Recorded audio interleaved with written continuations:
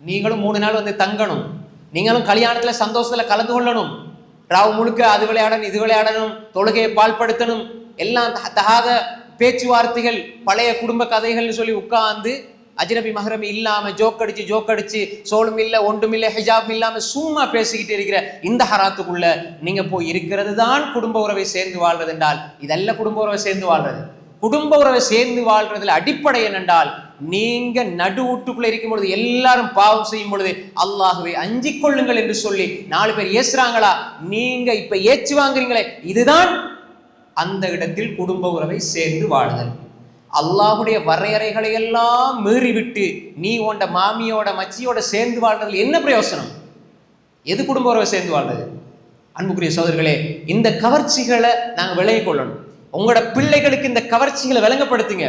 உங்களோட பிள்ளைகளுக்கு சொல்லுங்க, இந்த ஆடல், இந்த பாடல், இந்த இசை, இந்த விபச்சாரம், நான் அந்நிய பெண்ணை பார்க்கிறது, தேவையில்லாம பார்க்கிறது, ரசிக்கிறது கண் செய்த விபச்சாரம் என்றால் நாங்க எப்படி இந்த குடும்ப உறவுகள் இப்படி பேணுதல் இல்லாம வாழ்றோம் என்றால், அன்புக்குரிய சகோதரிகளே, எங்கெங்கிட்ட பொறுமை,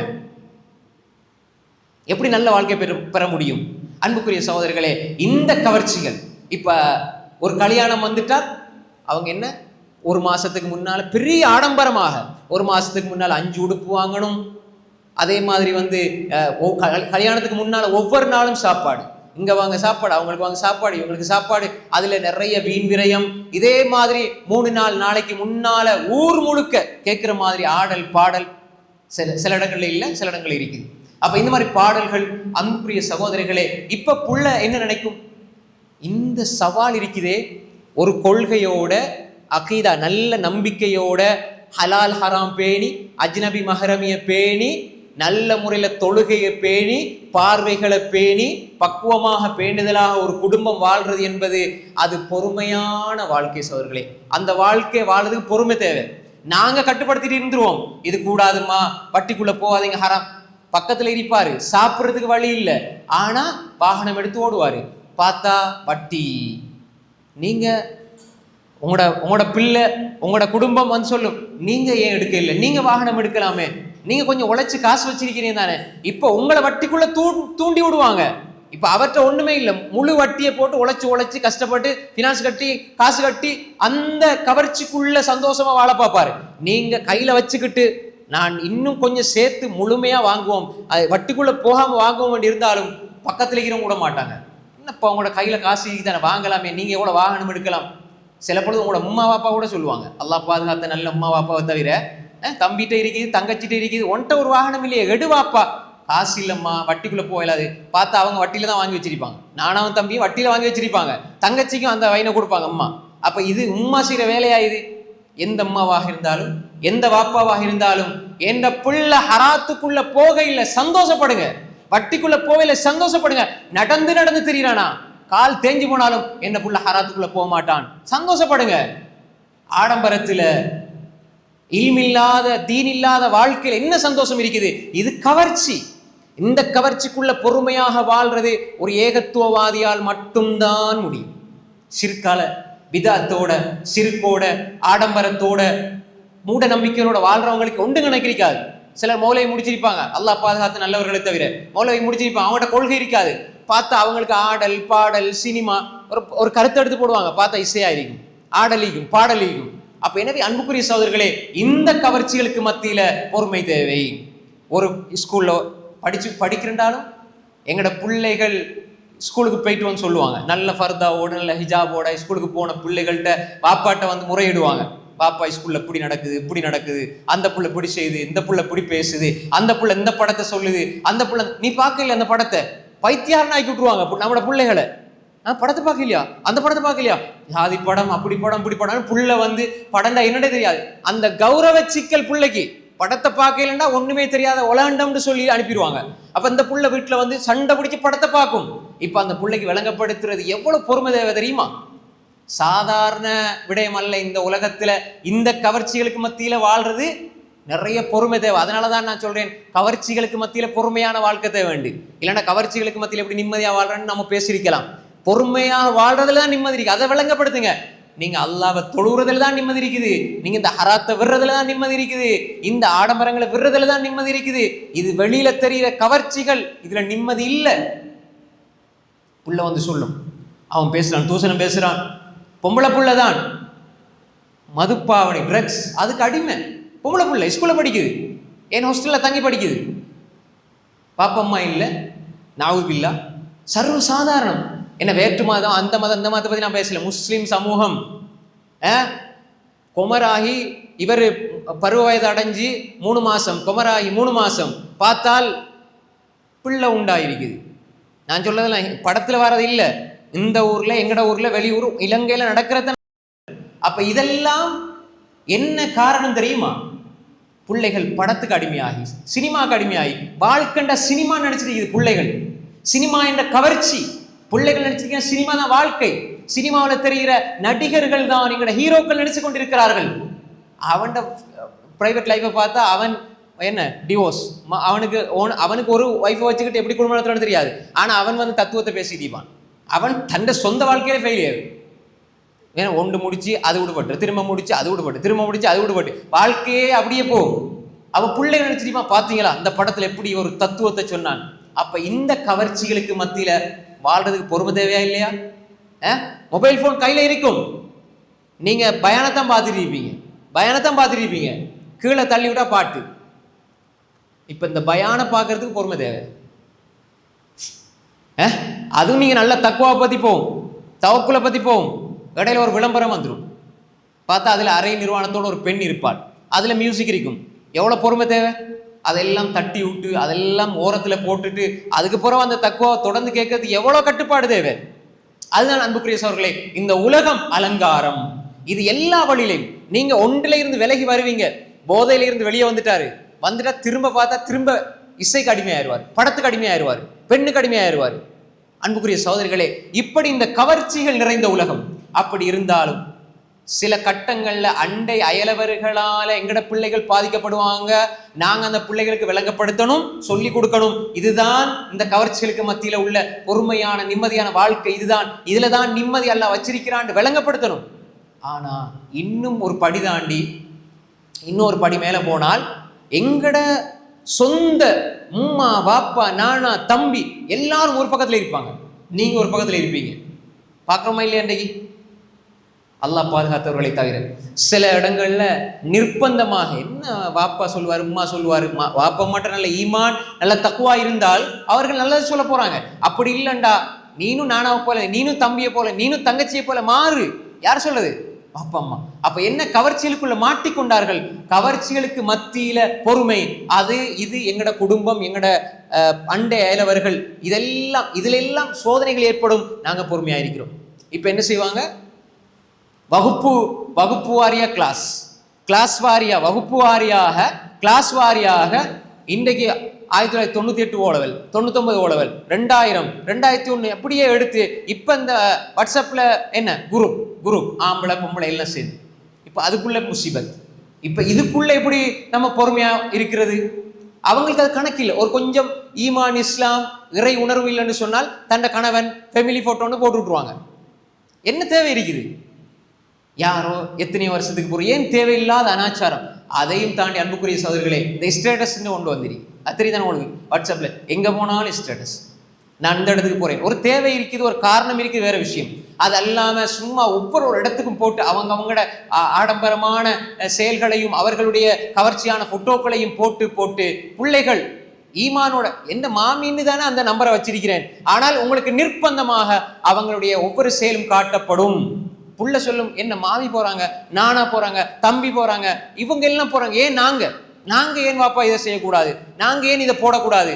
மகள், நீங்க பொம்பளை புள்ள, நீங்க இப்ப வந்து கொமர் புள்ள, இப்ப நீங்க உங்களோட போட்டோக்களை எல்லாம் போடக்கூடாது, நீங்க உங்களோட போட்டோக்களை எல்லாம் இதுல காட்சிப்படுத்தக்கூடாதுண்டா எங்கட நானா வைஃப், எங்கட என்ன தாத்தா செய்யறாங்க, தங்கச்சி செய்யறாங்க, எங்கட கிளாஸ்ல படிக்கிற பிள்ளைகள் செய்யறாங்க, நாங்க போட்ட என்ன எங்களை மட்டும் ஏன் வாப்பா நீங்க கஷ்டப்படுத்துறீங்க? இதுக்கு பொறுமை தேவை. பிள்ளைக்கு விளங்கப்படுத்தி விளங்கப்படுத்தி விளங்கப்படுத்தி அவங்களுக்கு சொல்லி சொல்லி இதெல்லாம் பிளமா, இது தப்புமா, இது கூடாது, இப்போ அதில் பாரதூரம் தெரியாது, இப்போ இருக்கிற சாஃப்ட்வேர் இதுக்கெல்லாம் எடிட்டிங் வேலைகளுக்கெல்லாம் இப்போ எவ்வளோ தொழில்நுட்பம் வளர்ந்திருக்குது.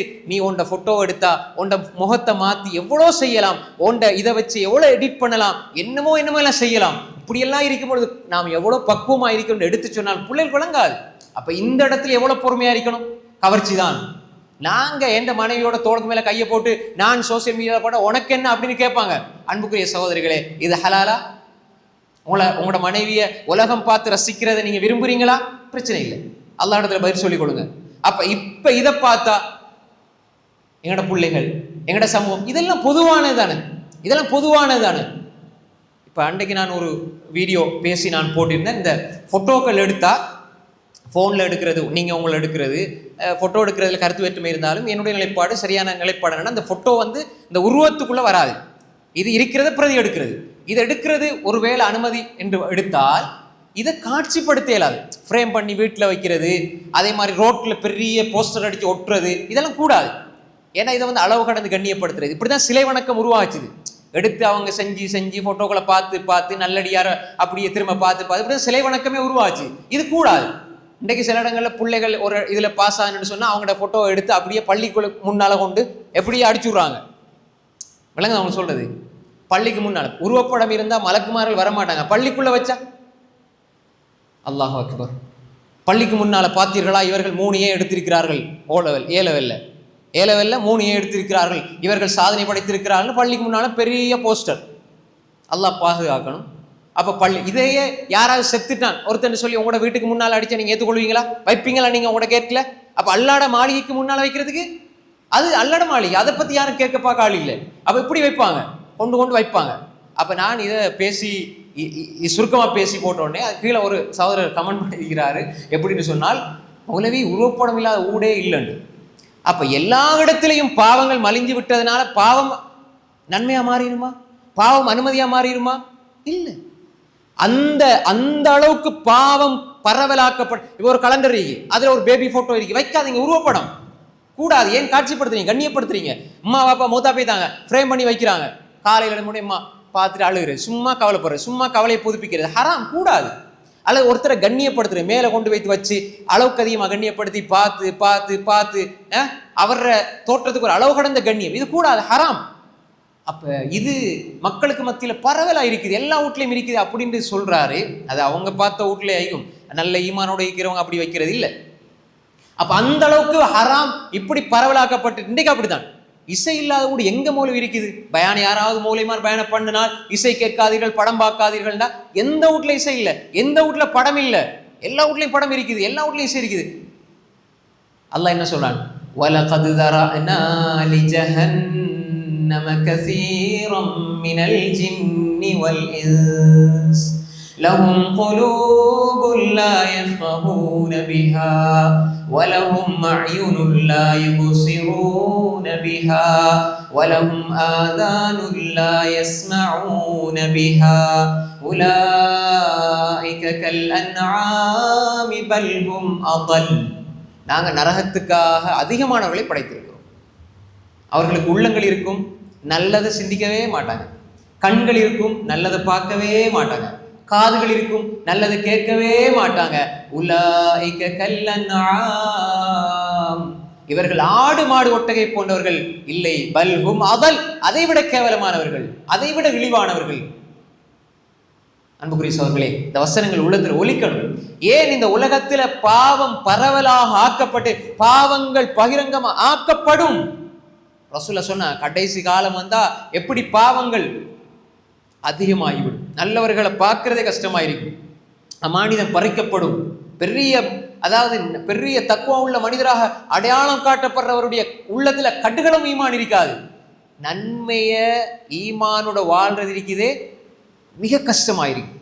நெருப்பு கங்க கையில வச்சுட்டு இருக்கிற மாதிரி ஈமானோட வாழ்றது. இன்றைக்கு நாங்க இந்த கவர்ச்சியான உலகத்துல அதை பார்க்கிறோம். எவ்வளவு பொறுமை தேவை தெரியுமா? சில நேரம் மனைவி ஈமான் உள்ளவளாக இருந்தால் சரி, மனைவி ஈமான் இல்லாத ஒரு நிலையில இருந்தால் மனைவியாலே உங்களுக்கு பெரிய சோதனை ஆகும். கணவன் ஈமான் இல்லாம இருந்தா நீங்க தொழுவீங்க, துவா கேட்பீங்க, வறுமை போகணும், வறுமை நீங்கணும் யா அல்லாஹ், கடன் தொல்லை யா அல்லாஹ், கஷ்டம் யா அல்லாஹ், யா அல்லாஹ் கெஞ்சி துவா கேட்பீங்க, அல்லாஹ்ட்ட கண்ணீர் வடிப்பீங்க. மாப்பிள்ளை சுபமும் இல்ல, தொழுகையும் இல்ல, ஓதலும் இல்ல, இஸ்லாம்ல என்னடே தெரியாம 10-12 மணி வரைக்கும் படுத்துட்டு இருப்பாரு. இவ அழுது அழுது கேட்பா. இப்ப இவட்ட தொழுகையும் இல்ல, ஒன்றும் இல்லண்டா, எப்படி வீட்டுக்குள்ள பரக்கத்துண்டாகும்? எப்படி மனைவிக்கு ஒரு பொறுமை தேவை? வீட்டுக்குள்ள பொறுமை. அன்புக்குரிய சகோதரிகளே, தொழுதா, அல்லாஹ் இபாதத் செஞ்சா, சூரா பக்கரா ஓதுனா, குர்ஆன் ஓதுனா, வீட்டுக்குள்ள பரக்கத்துண்டாகும். இந்த பரக்கத்து இல்ல, கணவனே அதுக்கு பெரிய காரணி. என்ன எப்படி நிம்மதி வரப்போகுது? பிள்ளைகள் பாப்பா நீ பாரு, பாப்பா 2 மணிக்கு பாரு, இப்போ ஸ்கூல் லீவு தானே, 2 மணிக்கு ஒரு படம், 3 மணிக்கு ஒரு படம் பாரு, நீ பாரு, நீ பாட்டை பாரு, படத்தை பாரு. பாப்பா அவர வேலை, அம்மா அவங்களோட வேலைண்டா. வீட்டுக்குள்ள எப்படி நிம்மதி வரும்?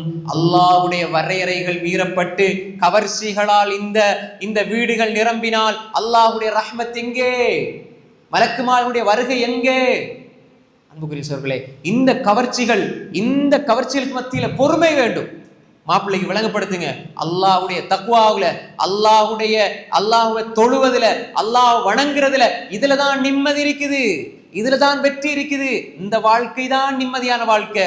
வெளியால தெரிகிற பகட்டு வாழ்க்கை இருக்குதே, தொழுகையும் இல்லை, நோம்பும் இல்லை, ஓதலும் இல்லை, ஆனா டிசைனா உடுத்துறாங்க, போற இடத்துக்கெல்லாம் போறாங்க, எல்லா இடம் போறாங்க, அங்க போறாங்க. வெளியில தன்னை காட்டிக்கொள்றது நிம்மதியா சந்தோஷமா இருக்கிற மாதிரி காட்டிக்கொள்வாங்க. ஆனால் அவர்களுடைய உள்ளத்தில் கடுகளவும் நிம்மதி இருக்காது. அது நல்லா விளங்கிக் கொள்ளுங்க.